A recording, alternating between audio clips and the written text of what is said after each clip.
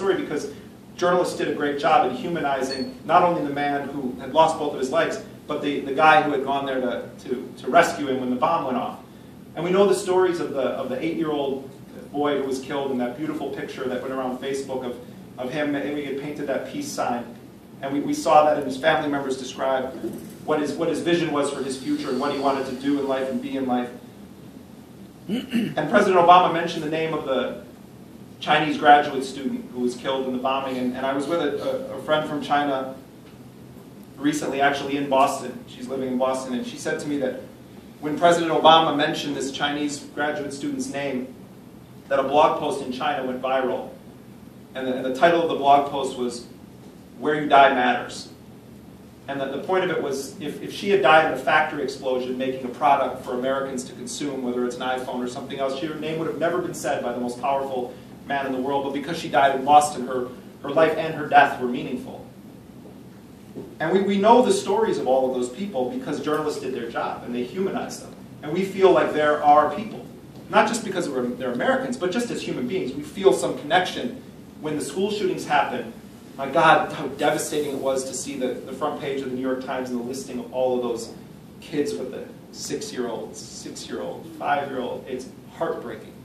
And it humanizes it. And Huffington Post did the same thing, and they had montages of their photos, and it is gut-wrenching because it's real. And you think, what if that was my child? And you can't help but have empathy. And therefore you want justice for who did this. Imagine if that's how we reported on victims of drone strikes or cruise missile attacks in Al-Majla, where 46 people are killed, 14 women and 21 children. I want to see the painting that the little girl from Al-Majla did and hear about what her future was going to look like in her own head and what her dreams were. And I want to know about the college students that may have been killed because they were sitting next to the wrong person in a cafe somewhere when the U.S. decided to launch a Predator or a Hellfire missile on them. I want to know their stories. Because I think that only when we have empathy for others, can we actually give a damn about them. Because they become real to us. They're not just a statistic. That's a real person who had a real life that was taken away. And that's a family who lost their loved ones. That should be all of our responsibility in this society. Faraya al-Muslimi, this young Yemeni guy who testified in front of the Senate a few weeks ago, and I met him in Yemen, and he's an amazing, amazing guy. He was interviewed by all these reporters. It's like the U.S. media had never heard that you could interview a Yemeni, and all of them need to interview this one Yemeni. He's the most famous man in Yemen right now. He could probably win if he ran for president. The event, he's blasting the Yemeni government, and the Yemeni government put out a press release about how proud they are of him. That's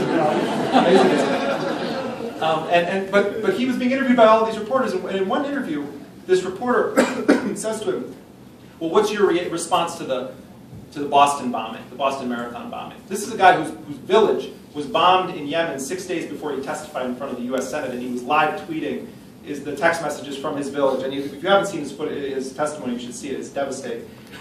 But anyway, he's asked by this reporter, "What do you think of the Boston Marathon bombing?" And he said, "You know, the difference between you and me is that I condemn that bombing and your bombing of my village, but you just condemn the one in Boston." And it's a powerful indictment of a mentality that I think all of us, including myself, we engage in too often. So the challenge in front of us as a society is I don't run for office, I'm not a lobbyist, I don't write legislation. And a few years ago, if you had asked me what should be done, I think I would have pretended that I actually had an answer, because I would have been so bullheaded to pretend that I did. But what I do believe is that if we don't, as a society, make it a part of our business every day to take some responsibility for the policies being enacted in our name and figure out how in our own everyday life we can contribute to either stopping the policies that we disagree with or supporting those that we do agree with. If we don't make it part of our personal daily responsibility, then nothing ever will fundamentally change. I have more faith